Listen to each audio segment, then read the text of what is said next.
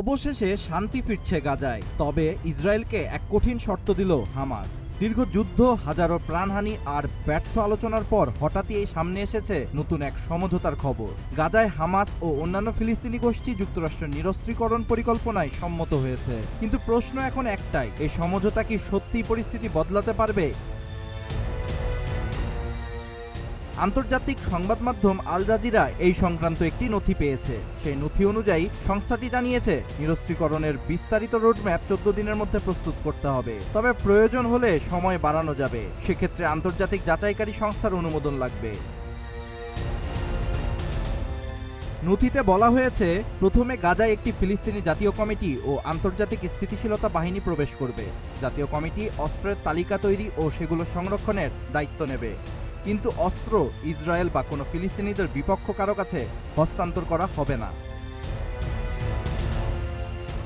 মার্কিন president Trump এই সমঝোতাকে শান্তি ও নিরাপত্তার পথে এক ঐতিহাসিক পদক্ষেপ বলে উল্লেখ করেছেন। তিনি বলেছেন, নিরস্ত্রীকরণ সম্পন্ন হলে ইসরায়েল গাজা থেকে সেনা প্রত্যাহার করবে এবং আন্তর্জাতিক স্থিতিশীলতা বাহিনী ও নতুন ফিলিস্তিনি পুলিশ বাহিনী নিরাপত্তার দায়িত্ব নেবে। তবে হামাস স্পষ্ট জানিয়ে দিয়েছে, ইসরায়েল গাজা থেকে সেনা প্রত্যাহার না করা পর্যন্ত তারা কোনো নিরস্ত্রীকরণ কার্যক্রম বাস্তবায়ন করবে না। আল জাজিরাকে দেওয়া সাক্ষাৎকারে হামাসের জ্যেষ্ঠ কর্মকর্তা ও আলোচক দলের সদস্য গাজী হামাদ বলেন, নিরস্ত্রীকরণ গাজার পুনর্গঠন ও ইসরায়েলি সেনা প্রত্যাহারের অগ্রগতির সঙ্গে সরাসরি সম্পর্কিত। ইসরায়েল আগে চুক্তির দায়িত্ব পালন না করলে হামাসও কোনো পদক্ষেপ নেবে না বলে তিনি জানান। এদিকে ট্রাম্পের তৈরি বোর্ড অব পিসের কর্মকর্তা নিকোলাই ম্লাদেন বলেন, এই সমঝোতায় পৌঁছাতে কয়েক মাস ধরে আলোচনা হয়েছে। এখন সবচেয়ে গুরুত্বপূর্ণ বিষয় হলো চুক্তির বাস্তবায়ন ও যাচাই প্রক্রিয়া।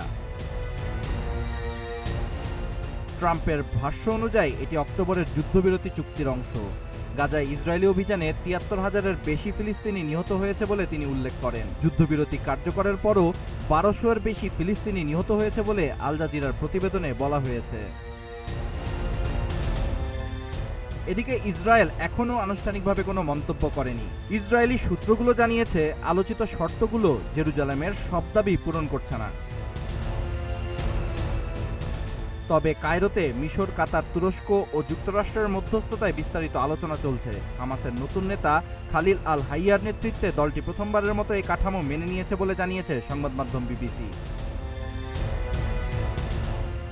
এখন প্রশ্ন, এই সমঝোতা কি গাজায় সত্যিই নতুন প্রশাসনের পথ খুলে দেবে, নাকি এটি আরও কঠিন এক পরীক্ষার শুরু?